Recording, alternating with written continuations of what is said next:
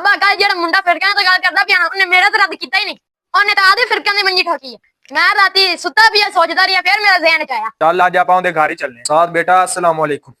वालेकुम सलाम चाचा जी, बैठो।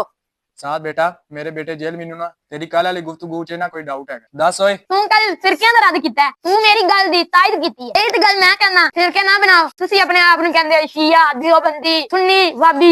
मैं कहना मैं सिर्फ मुसलमान हां, मेरा किसी फिरके नाल कोई ताल्लुक नहीं। मैं मुसलमान हां, ਇਹ ਕਹਿਣਾ ਜਾਇਜ਼ ਹੈ।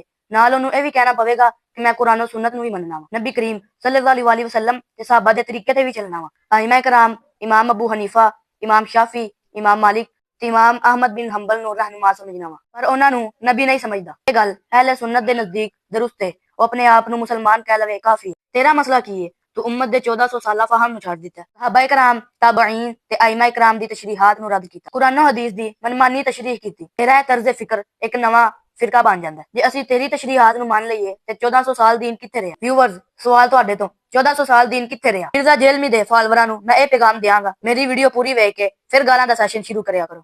ਚੱਲ ਇਹ ਨਲਾਇਕ ਜਿਹਾ ਤਿਆਰੀ ਕਰਦਾ ਨਹੀਂ, ਮੂੰਹ ਚੁੱਕ ਕੇ ਆ ਜਾਂਦਾ। अब्बा इसलिए तो मैंने अम्मी किसी के सामने नहीं बयान देती। तू ये मुसीबत मेरे पीछे पाई है।